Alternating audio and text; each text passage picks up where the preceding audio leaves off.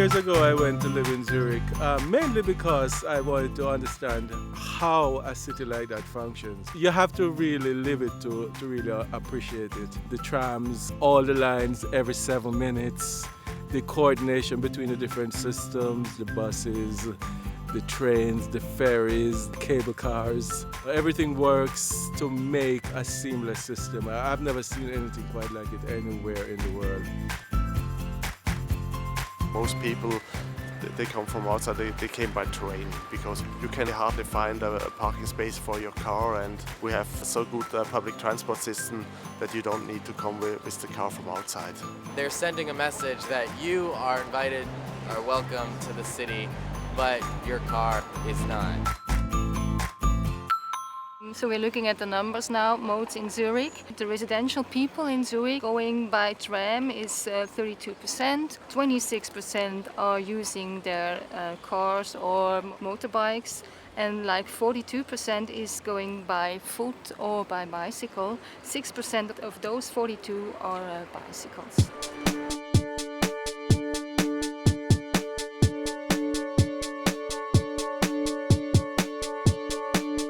So in the 90s, they had something called the historical compromise, which is like this over-the-top statement when you're talking about transportation policy. The compromise was that no new parking would be built in Zurich unless they removed existing parking. We have just a fixed amount of parking spaces. We are unable to build more parkings in the inner city. It's forbidden.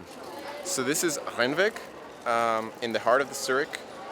It's a pedestrianized zone that used to have parking on the surface, but nowadays it doesn't because all the parking that has been created underground.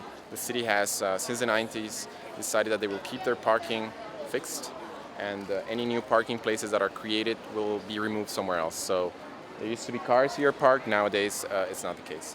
And as you can see, pedestrians love it.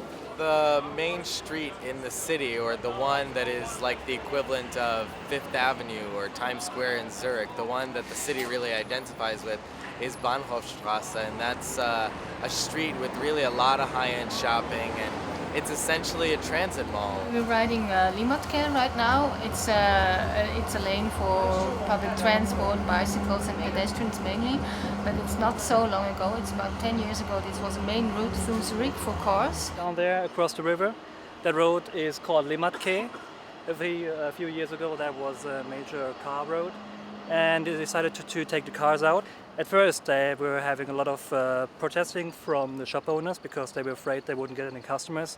Now that it's done, what you're seeing is there's people walking around, and when people walk around they can actually go into the shops much more easily, and they have seen increases in their sales, so now they're pretty happy with what's been done.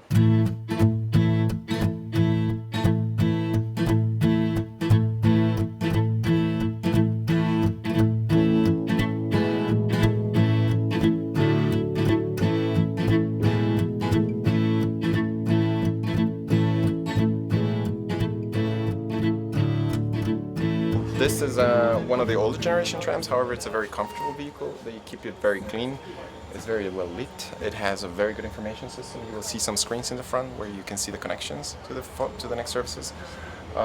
Trams in Zurich are running very often. Usually you can get a very nice view of the city if you could just go around in the tram. It's always on time, amazingly on time.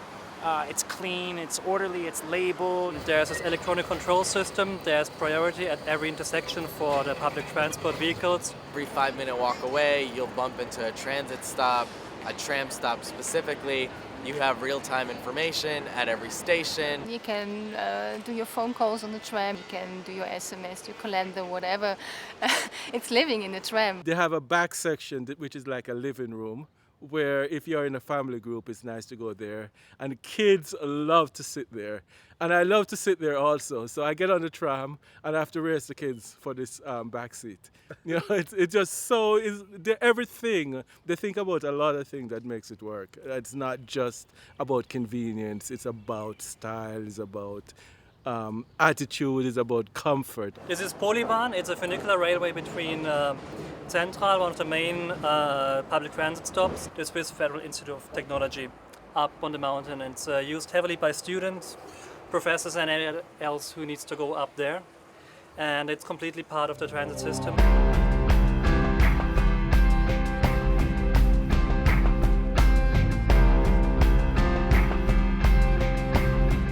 It started in the 70s. The Zurich traffic system, it's very well known in Europe and all over the world. It controls all the stoplight around the edge of the city. They basically have a plan to make sure they don't have more than a certain amount of cars in the city at any one time.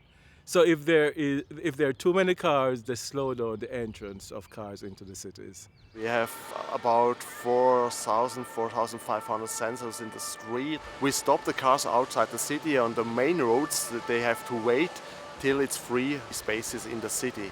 And then the result is that we have no traffic jam in the city, and all the traffic, you are once in the city suburb, you can flow with your car and you can drive. Okay, so what we see here is one of our detectors, our sensors, and there's two more ahead to look and count the cars that are coming, and maybe to prolong or to shorten the green times. What they do is they limit the volume of cars that can enter the city to achieve a volume of cars in the city that is below the capacity, so you don't have congestion in the city. And then you have the traffic jams outside of the city, but there's more space and it doesn't disturb as many people. Zurich, the car ownership per household is only 50%. Every second household only has a car. It's not a lot, and it's getting less and less. Over the last decades, the frequency of riders has really increased substantially on all modes of public transit at the same time that private car use has gone down. And you also see an increase in bicycle ridership in a city that is quite hilly, in fact.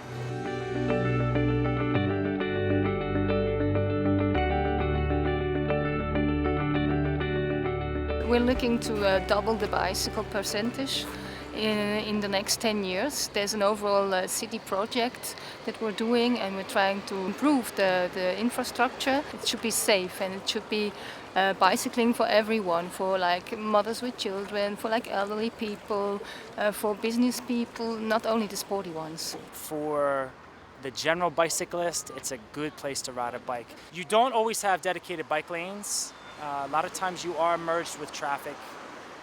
Cars here are not as aggressive as they would be in the United States. The only real hazard besides the cars are the tram lines, the rail lines for the trams. And you just have to know how to hit them at as right an angle as possible. Part of the really cool thing about living in Switzerland, but especially in Zurich, is that you get a sense that the government really wants to do good things for the population, for its citizens. So part of that is the renovation of the Lima and the lake.